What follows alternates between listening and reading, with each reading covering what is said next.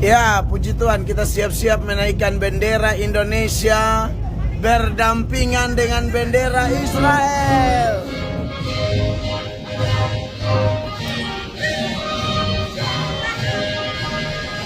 Indonesia, tanah tumpah darah, sanalah jadi pandu ibuku. Indonesia, haleluya, tanah airku, marilah kita bersatu. Indonesia, hiduplah tanahku, hiduplah negeriku, rakyatku. Bangunlah untuk Indonesia Raya. Indonesia Raya,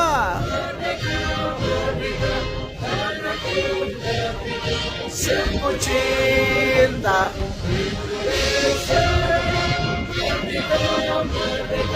Hiduplah Indonesia Raya.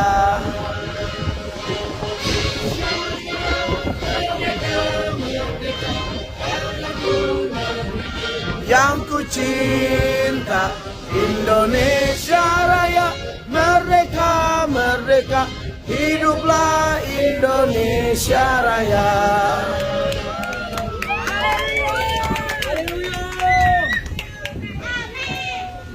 Luar biasa.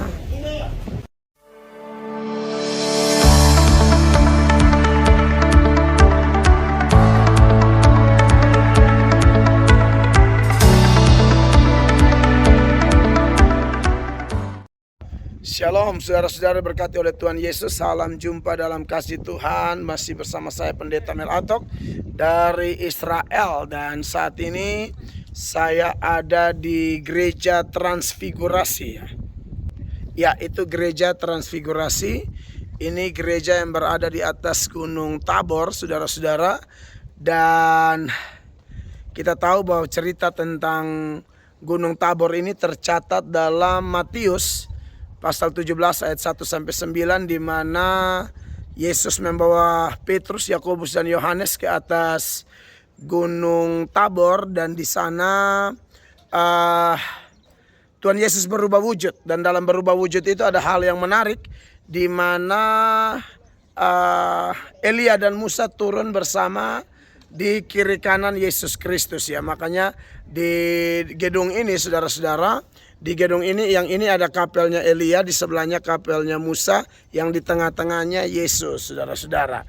Dan ada yang menarik juga, di belakang kita ini lembah Armageddon, ya saudara-saudara. Ini lembah Armageddon yang luas di sana, atau biasa disebut juga lembah Israel, tapi di kitab Wahyu disebut lembah Armageddon. Nah, saudara-saudara yang diberkati oleh Tuhan Yesus Kristus, menarik bahwa ketika kita bicara tentang Gereja Transfigurasi, di mana ada dua nabi besar. Yang pertama adalah Musa yang mewakili Taurat, dan kemudian ada Elia yang mewakili para nabi, saudara-saudara. Tetapi pada waktu Elia dan Musa, nabi-nabi besar yang menurut pandangan orang Israel tentu adalah nabi-nabi yang luar biasa, nabi-nabi yang besar, nabi-nabi yang hebat, saudara-saudara. Tetapi bahwa ketika Tuhan Bapa di sorga berfirman di antara ketiga tokoh ini, yang satu mewakili Taurat, yang satu mewakili para nabi, yang satu mewakili Injil, yang disebut anak yang berkenan kepada Bapa adalah Yesus Kristus Tuhan. Oleh karena itu, saudara-saudara yang berkati oleh Tuhan Yesus, jelas jalan ke sorga bukan melalui Musa atau Elia, tapi jalan ke sorga melalui Yesus Kristus. Sehebat-hebatnya Elia dan Musa, Tuhan percayakan banyak mujizat, banyak pelayanan kepada mereka, tetapi sesungguhnya yang yang diutamakan, yang paling besar, yang adalah penguasa dunia akhirat adalah Yesus Kristus, yang adalah pusat pujian penyembahan dari semua orang percaya di berbagai belahan bumi. Oleh karena itu saya bersyukur bersama tim ya dari Indonesia yang semuanya lagi mengambil gambar dengan pemimpin guide kami Pak Kaleb di sana. Halo Bos Kaleb, wow, itu luar biasa. Dia darah tinggi ya, suka marah-marah waktu kami ada di bis. Apalagi kalau dia lagi menjelaskan dan saudara coba-coba tidur. Haleluya. Dia sudah seperti dosen undana ya, yang mengajar untuk ambil master dan doktor. Tapi puji Tuhan bersama Pak Kaleb ini kami dapat banyak informasi, banyak pelajaran menarik. Dan ini yang membuat kami selain menikmati berkat rohani, kami juga menikmati pengetahuan yang baik ya saudara-saudara. Oke, kita mau foto keluarga dulu. Come on. Sini. Ayo Giskal. Ayo kita, oh ya kayaknya depan gereja aja Bu ya supaya lebih bagus. 2 kali juga boleh, nggak apa-apa. 2 kali, oke teman-teman semua. Wow, ambil view lembah Israel ya, lembah Armageddon, keren banget, luar biasa. Come on, take picture right now. Come on team. Yuk. We are family right now, so still unity, right? Yeah. Celebration of John's birthday today. Celebration of John. Ayo. Ayo berdiri semua. Oke. Jangan kasih banyak kamera, nanti semua akan jatuh dari kaki. Dari kaki jatuhnya. Oke, 1, 2, 3. Ya, jadi saudara-saudara, ini sangat indah ya pengalaman kami di sini. Dan satu hal yang saya mau tambahkan, selain lembah Israel, Nain ya di sekitar sana ada Armageddon, ada Israel, ada Nain. Ada peristiwa apa di Nain? Pemuda di Nain dibangkitkan oleh Tuhan Yesus ya. Jadi saudara-saudara, hal yang menarik ketika kita datang di Israel, nama yang paling besar sekali lagi Yesus. Bukan Musa, bukan Elia. Mereka hanyalah hamba-hamba. Tentu kalau mereka kita hormati sebagai nabi-nabi itu benar. Tetapi yang paling utama penguasa dunia akhirat yaitu anak Bapa di sorga, Tuhan Yesus Kristus. Dan lebih menarik lagi bahwa semua orang yang menerima Yesus sebagai Tuhan dan Juru Selamat, kita diangkat menjadi anak-anak Allah. Jadi kita adalah anak-anak Tuhan yang juga merupakan keluarga kerajaan Allah. Kiranya video ini memberkati kita. God bless you. Dan kita akan lanjut melihat gereja Transfigurasi ya. Oke, kita masih jalan-jalan sedikit untuk lihat. Semoga informasi ini memberkati Bapak Ibu sekalian. Amin. Haleluya.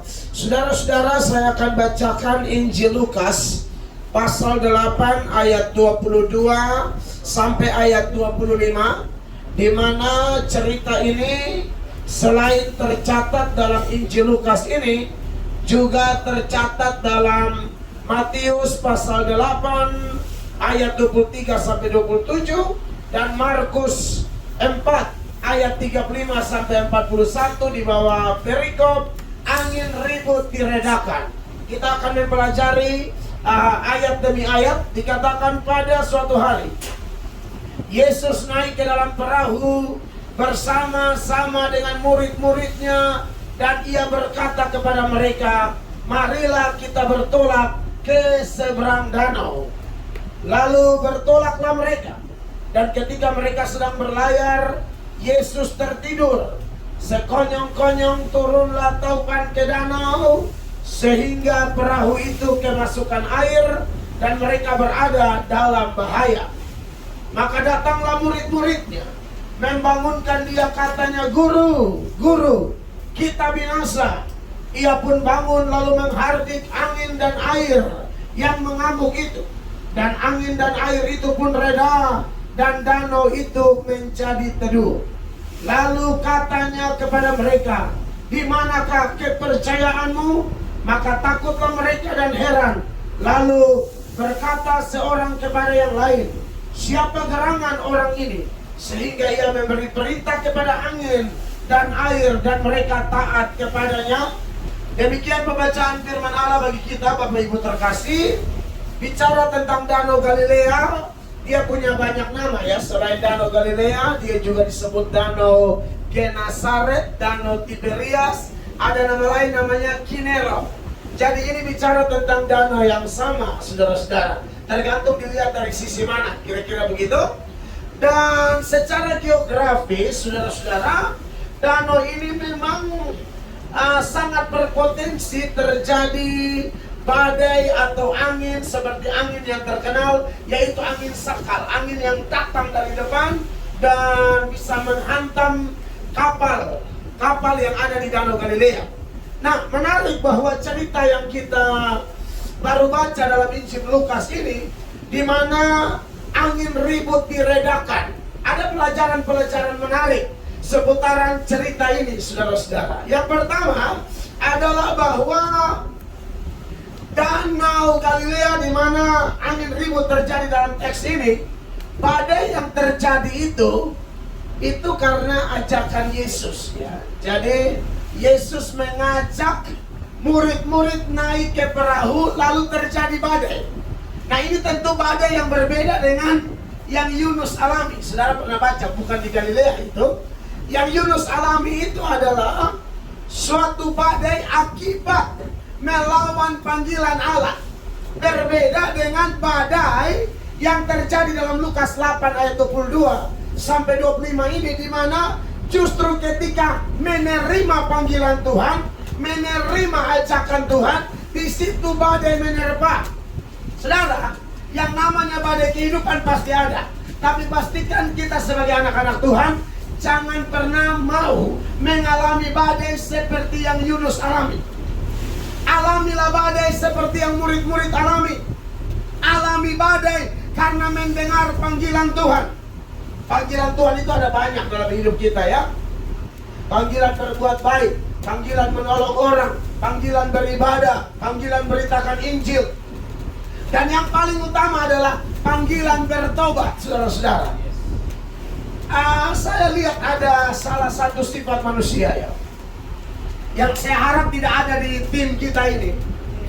Mereka itu mau saat mereka ada dalam kesulitan, saat mereka ada dalam pergumulan, waktu mereka panggil Tuhan, mereka mau Tuhan segera respon. Waktu mereka sakit, ada dalam tantangan, pergumulan ekonomi, atau tantangan-tantangan lain, mereka mau waktu saya berdoa, saya panggil Allah, segera dong, turun tangan, tolong saya. Tapi waktu Tuhan panggil mereka, mereka seperti bikin tuli diri, bikin keras hati, dan tidak meresponi panggilan Allah. Saya harap semua tim yang ada di grup ini, kita harus adil. Kalau mau kita panggil Tuhan, Tuhan cepat respon. Tolong dong, waktu Tuhan panggil kita, kita pun cepat respon. Amin. Yang kedua, saudara-saudara, angin ini dikatakan datang sekonyong-konyong. Sekonyong-konyong itu artinya tiba-tiba. Bapak Ibu percaya atau tidak? Ada saat tertentu di mana dalam kehidupan kita kadang-kadang ada masalah itu yang tiba-tiba. Anda bayangkan cerita Ayub. Cerita Ayub itu tiba-tiba banget loh. Semua lagi baik-baik, harta lagi berlimpah, kekayaan lagi banyak. Tiba-tiba satu datang lapor, Bapak, di sini ada bencana, harta kita diambil, lembu, binatang kita semua dicuri. Di sini ada penjahat datang membakar. Terakhir, Bapak, anak-anakmu 10 orang sedang pesta di rumah saudaranya yang tertua. Tiba-tiba badai datang, rumah runtuh, menimpa mereka, mati semua. Itu namanya badai kehidupan yang datang tiba-tiba. Pak Johan dari Larantuka juga tidak berpikir bahwa akan ada badai tiba-tiba di mana otot akan bermasalah. Iya kan? Tidak pernah berpikir itu. Siapa sih yang mau dalam perjalanan kayak begini tiba-tiba ada masalah? Kalau ikut rancangan kita, sakit penyakit jauh, masalah jauh, tantangan jauh. Tapi masalahnya saudara-saudara, kita tidak bisa mengatur Tuhan. Tuhan yang atur kita. Amin. Tapi tidak ada masalah. kalaupun badai itu datang, asal yang tadi itu kita ikut panggilan Tuhan, kita pasti melihat kekuatan, jalan keluar, cara Tuhan yang ajaib untuk menyelesaikan bagi kita. Amin. Yang berikut berkaitan dengan badai itu ya. Ternyata saya percaya bahwa badai itu memang atas izin Tuhan. Ya, Tuhan kok bisa tidur gitu loh. Ya, Dia Allah yang menjadi manusia, dan waktu Dia jadi manusia bisa saja Dia lapar, Dia haus, dan Dia mengantuk. Tetapi apa sih yang terjadi di bawah kolong langit ini? Yang terjadi di luar kendali Tuhan tidak ada. Amos pasal 3 ayat 6 bilang begini, adakah sangkakala ditiup di satu kota dan orang tidak gemetar? Adakah bencana terjadi di satu kota dan Allah tidak melakukannya? Artinya badai di dalam Lukas 8 ini memang atas izin Allah. Tujuannya apa? Untuk melatih mereka semakin kuat dalam Tuhan. Karena kalau kita baca teks ini, setelah badai itu, Lukas 8 ayat 26, itu ada pelayanan besar. Ada orang di Gerasa yang harus disembuhkan dari sakit. Kalau mereka tidak diuji, tidak dilatih imannya supaya kuat, bagaimana hadapi pelayanan usir setan? Jadi saudara-saudara, setiap badai dalam kehidupan kita yang Allah izinkan, Allah sedang melatih kita supaya naik kelas. Iman kita tambah kuat. Karena bisa jadi setelah pulang dari Israel, ada masalah di rumah kita, di Bandung, di Jakarta, di Kupang, di Medan, di Larantuka, di mana-mana. Tapi tenang, Allah yang melatih kita, Dia tahu kapasitas kita. Amin. Firman Allah berkata, pencobaan-pencobaan yang kamu alami adalah pencobaan-pencobaan biasa yang tidak melebihi kekuatanmu. Allah setia, haleluya. Dan Dia akan berikan jalan keluar sehingga saya dan saudara sanggup menanggungnya. Amin. Jadi silakan badai boleh terjadi, tapi kita punya Yesus yang ajaib. Amin. Yesus yang luar biasa. Kiranya renungan ini memberkati kita. Tuhan Yesus memberkati. Beri tepuk tangan yang meriah bagi Tuhan Yesus.